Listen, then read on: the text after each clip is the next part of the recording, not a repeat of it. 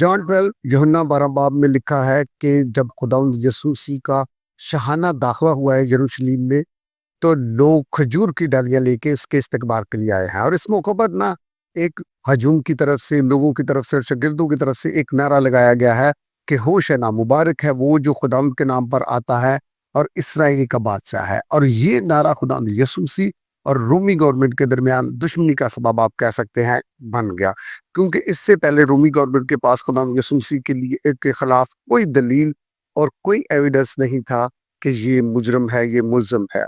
लेकिन जब लोगों ने ये नारा लगाया है, तो इससे ये ज़ाहिर हुआ कि खुदावंद यीशु मसीह अपने आप को कैसर के मुकाबला में बादशाह बना रहे हैं और इस इल्ज़ाम की सज़ा जो है वो मौत है।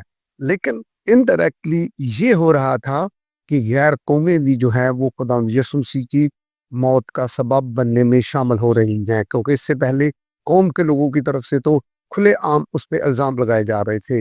और इसके बाद तसलसल के साथ जब खुदावंद यीशु मसीह का एक अनफेयर, या आप कह सकते हैं अनफेयर ट्रायल हुआ है, तो उसमें खुदावंद यीशु मसीह की 6 पेशियां जो हुई हैं वो हुई हैं अदालतों में। और उनमें से 3 जो पेशियां हैं वो गैर अक़वाम के सामने हुई हैं, और 3 पेशियां जो हैं वो कौम के यानी यहूदियों के सामने हुई है। जैसे पहली पेशी जो खुदावंद यीशु मसीह की है वो हन्ना सरदार काहिन के सामने हुई है। अगरचे हन्ना उस वक्त सरदार काहिन नहीं था, लेकिन वो अपने मजहबी फैसलों की वजह से मशहूर था, इसलिए उसे ऐसे फैसलों के लिए बुलाया जाता था। इसलिए पहली पेशी खुदावंद यीशु मसीह की जो है ना, जॉन 18 यूहन्ना 18 के मुताबिक वो हन्ना के सामने हुई है। और दूसरी पेशी उस वक्त का जो सरदार काहिन था कायफा, उसके सामने खुदावंद यीशु मसीह की हुई है मैथ्यू 26 मत्ती 26 के मुताबिक। और तीसरी पेशी खुदावंद यीशु मसीह की सैनड्रिन के सामने हुई है। ये एक मजहबी काउंसिल थी जो मौत का फतवा दे सकती थी। ये भी मैथ्यू 27 के मुताबिक तीसरी पेशी, ये 3 पेशियां खुदावंद यीशु मसीह की कौम यानी यहूदियों के सामने हुई है। और अगली 3 पेशियां जो है उनमें से पहली पेशी खुदावंद यीशु मसीह की पिलातुस के सामने हुई है। और पिलातुस एक ऐसा हाकम था जो सुप्रीम कोर्ट की हैसियत रखता था, और इसका जिक्र मैथ्यू 27 में है। और 5वीं पेशी खुदावंद यीशु मसीह की लूका 23 के मुताबिक जो है वो हेरोदिस के सामने हुई है, क्योंकि पिलातुस ने खुदावंद यीशु मसीह को हेरोदिस के पास ले गया था। हेरोदिस जो है ये गलील का गवर्नर था, हाकम था, और खुदावंद यीशु मसीह को गलीली होते हुए इसके सामने पेश होना जरूर था।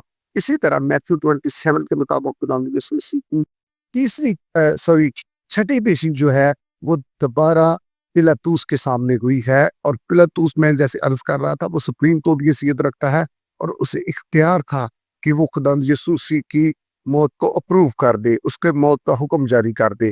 पिलातुस ने चाहा कि इसको छोड़ दिया जाए, उसमें उसे इनोसेंट, उसे बेगुनाह शख्स करार दिया। ये गैर कौमों की तरफ से गवाही थी कि ये बेगुनाह शख्स है। पिलातुस इसलिए छोड़ देना चाहता था क्योंकि पिलातुस समझता था कि ये बराबा और दूसरे जितने मुहिब्बे वतन ट्रेटर हैं उनके मुकाबले में पुरतशद्दद शख्स नहीं है। ये जुल्म सितम नहीं करता, ये कत्ल की कार्रवाइयों में शामिल नहीं है। अगरचे यहूदी इसे अपना नुमाइंदा समझते हैं, ये इसराइल की आज़ादी के लिए इसे उन्होंने अपना रहनुमा नुमाइंदा बनाया हुआ है। अर्ज कर रहा था कि खजूरों वाले कबार का जो हीरो शख्स था ना, वो अब मुल्ज़िम बन गया है। किसकी खातर? कि मेरी और आप और सारे यहाँ की खातर खजूरों वाले त्योहार का हीरो शख्स जो है सलीब उठाने के लिए तैयार। क्यों? ताकि मैं और आप बच जाए।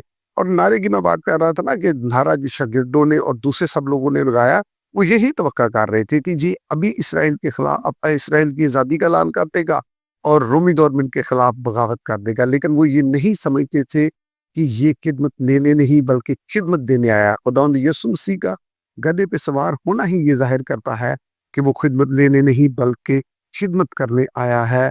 वो आसमान की बादशाही की बुनियादी करने आया है, और उसके लिए मुझे और आपको बुलाने आया है। और उसने मेरे और आपके लिए और कुल जहां के लिए खुशी खुशी से खुद इस बात को कबूल किया है। वो तन्हा हो गया है, सब उसे छोड़ के चले गए हैं क्योंकि उनकी तवक्कुआत के मुताबिक नहीं हो रहा था, लेकिन वो खुदा के मंसूबे के मुताबिक कर रहा था कि वो मेरी और आपकी निजात के लिए कलवरी की तरफ चढ़ रहा था। खुदा यीशु मसीह मेरा और आप सबका हामी।